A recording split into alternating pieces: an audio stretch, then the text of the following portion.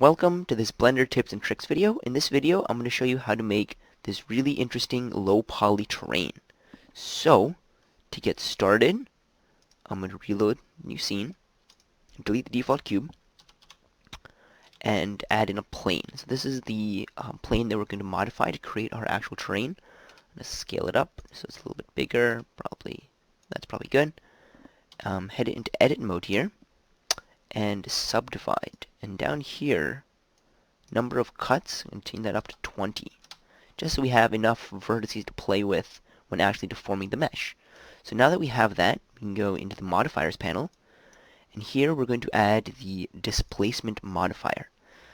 Now, if you don't know about the displacement modifier, this modifier uses image textures to actually deform the plane into different shapes. So I'm going to hit new texture, go to the texture panel, and choose clouds. So here already we have this really interesting shape that's being created from our deformed mesh. So the size here, you can change it to whatever you think looks good, but personally I like going around 0.5. Gives some good results, and the depth increases how blurred or sharp the image is. So I like keeping that at 2 or 3. And then you can see the mountains are a little scraggly and a little pointed, so we're going to flatten it out using the strength value in the displacement modifier panel. Going to drop that to 0.4. Gives a nice kind of varied terrain, but still looks good. So we have this, right?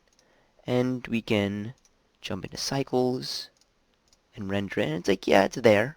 It's a thing. But it's not like low poly. Often low poly art is characterized by a lot of triangles, in the image, but this is just a lot of squares. So to turn these squares into triangles, we're going to use something called the decimate modifier. So go back to your modifier panels, and there is the decimate modifier. Now this modifier, if you triangulate and drag the slider, will take those square faces and turn them into triangles.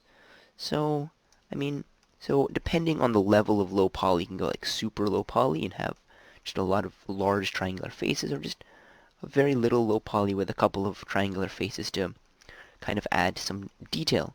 I'm going to keep it around 0.7, because I think that looks best. And so now we have this terrain. So then you can just go through and add a simple diffuse texture, maybe a nice like dark green. Go to the skies here and give a sky texture. Oh, here it is, sky texture. So now you have this really interesting looking plane that has been deformed into this beautiful low poly terrain. So you can go ahead and change these values to create any sort of terrain you're looking for. And that is all. That's it for this video. Thank you so much for watching.